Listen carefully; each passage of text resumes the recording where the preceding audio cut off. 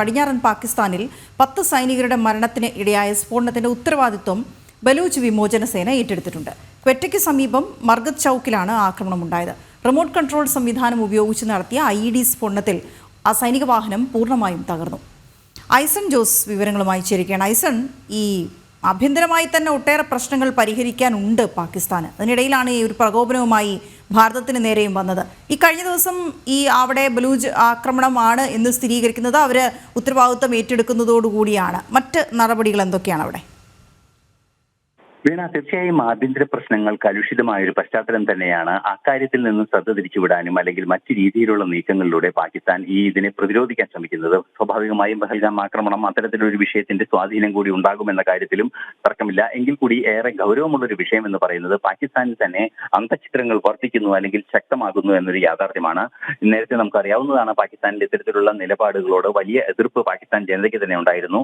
സ്വാഭാവികമായും ബലൂചിസ്ഥാനിലെയും അതുപോലെ തന്നെ മറ്റ് സിന്ധ് മേഖലകളിലെല്ലാം തന്നെ ഒരു ഡിസിന്റഗ്രേഷൻ അല്ലെങ്കിൽ ഒരു അന്തഃഛിദ്രങ്ങൾ നിലനിൽക്കുന്ന ഒരു സാഹചര്യം, പാകിസ്ഥാൻ എന്ന രാജ്യവുമായി സഹകരിക്കേണ്ടതില്ല എന്ന നിലപാട് സ്വീകരിക്കുന്ന വലിയൊരു ജനവിഭാഗം ഉണ്ടാകുന്ന, സ്വന്തം അതിർത്തിയിൽ ഉണ്ടാകുന്ന ഒരു സാഹചര്യം പാകിസ്ഥാൻ അതിശക്തമായി നേരിടുന്നുണ്ട്. അത് വലിയ വെല്ലുവിളി തന്നെയാണ് പാകിസ്ഥാനെ സംബന്ധിച്ചിടത്തോളം.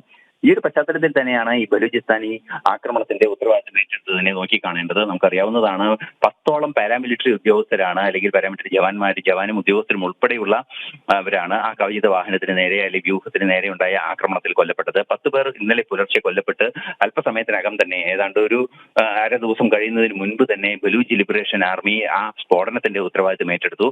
സ്ഫോടനം നടന്നത് നമുക്കറിയാവുന്നതാണ്, കച്ചിക്കടുത്തുള്ള ഒരു പ്രദേശത്താണ് സ്ഫോടനം നടന്നത്. സ്ഫോടനം നടന്ന ഉടൻ തന്നെ തൽക്ഷണം മരിച്ചു സൈനികരെല്ലാവരും എന്നാണ് നമുക്ക് ലഭ്യമാകുന്ന വിവരങ്ങളിൽ നിന്നെല്ലാം മനസ്സിലാക്കാൻ സാധിക്കുന്നത്. കവചിത വാഹനത്തിന് നേരെ ഇംപ്രൂവൈസ്ഡ് എക്സ്പ്ലോസീവ് ഡിവൈസ് അല്ലെങ്കിൽ IED ബ്ലാസ്റ്റ് നടത്തുകയായിരുന്നു.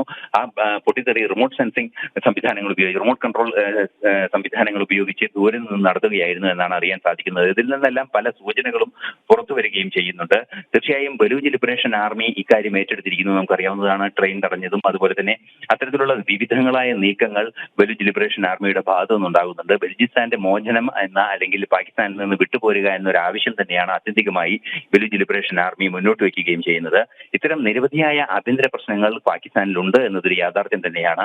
അതിന്റെ അവസാനത്തെ പ്രകടനമാണ് ഇപ്പോൾ ഉണ്ടായത്. ചൈനയുമായുള്ള പാകിസ്ഥാന്റെ സഹകരണത്തെ ശക്തമായി എതിർക്കുന്ന ഒരു വിഭാഗം കൂടിയാണ് ബലൂച്ച് ലിബറേഷൻ ആർമി എന്നതും അതീവ ഗൗരവത്തോടെ നോക്കിക്കാണേണ്ട ഒരു വിഷയമാണ്. പല സ്ഫോടനങ്ങളും ബലൂച്ച് ലിബറേഷൻ ആർമിയുടെ ഭാഗത്തു നിന്നുണ്ടാകുന്നത് ചൈനീസ് പശ്ചാത്തല സൗകര്യ വികസനങ്ങൾ ഒരുക്കുന്ന എഞ്ചിനീയർമാരെയൊക്കെ ലക്ഷ്യം വെച്ച് പലതവണ ആക്രമണങ്ങൾ ഉണ്ടായിട്ടുണ്ട്. സ്വാഭാവികമായും നമുക്കറിയാവുന്നതാണ്, ചൈനയ്ക്കെതിരായ നിലപാട് പാകിസ്ഥാനിൽ തന്നെ ശക്തമായി ഉയർന്നു വരുന്നു. അത് ബലൂച്ച് ലിബറേഷൻ ആർമി അത്തരം നീക്കങ്ങൾ കൃത്യമായി നടത്തുന്നു എന്നും നമുക്ക് മനസ്സിലാക്കാൻ സാധിക്കുന്നുണ്ട്. ഈ ഒരു പശ്ചാത്തലത്തിലാണ് ഈ സ്ഫോടനത്തെ വീണ്ടും വിലയിരുത്തേണ്ടത്.